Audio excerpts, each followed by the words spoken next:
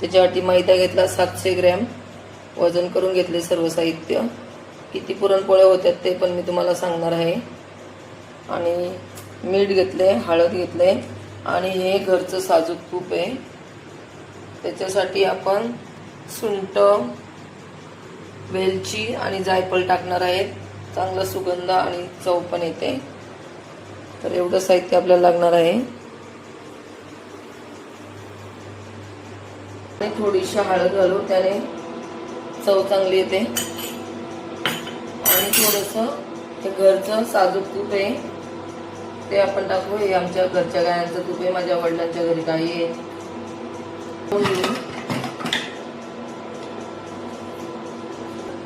आणि आता त्याच्यामध्ये आपण थोडी हळद टाकू, म्हणजे कलर पोळीला चांगला येतो. आणि थोडंसं वरच्या पोळीच्या कवरसाठी मीठ लागेल आपल्याला चवीनुसार. तूप टाकायचं.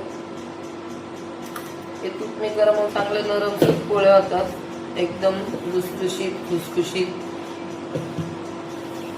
माझ्या हे बघा मस्त असं लुसलुशीत आपण पीठ मळून ठेवलंय. अर्धा तास आपण असं झाकून ठेवू. आणि किती मस्त डाळ शिजली आपली, एकदम नरम सूत. हे बघा तवा आपला तापला आहे. आता पहिल्यांदा आपण तूप टाकून घेऊ, एकत्र मिक्स करून थोडीशी शिजून घ्यायची. तर गुळ आपण टाकून घेऊ, गुळाचं पाणी करून घेऊ. असं पहिल्यांदा मी तूप टाकलं, त्याच्यानंतर गुळ टाकलं. आणि हे बघा मी वेलची, जायफळ आणि सुंठ पावडर घेतले. ही पावडर टाकली का एकदम. आपण त्याच्यामध्ये डाळ टाकू.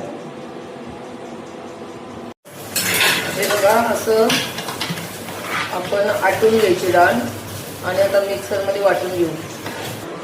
हे बघा असा पिठाचा गोळा घ्यायचा आणि त्याच्यावर असं पुरण घ्यायचं दाबून. आणि नंतर मग असं गोल गोल करून आतमध्ये घालायचं पुरण आणि दाबून घ्यायचं. झालं पुरणपोळी तयार लाटायला.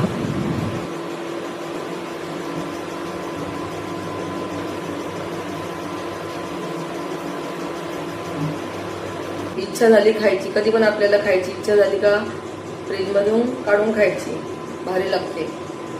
किती पण दिवस राहतात, 6 महिने पण राहतात. या पद्धतीने पुरणपोळ्या केल्या.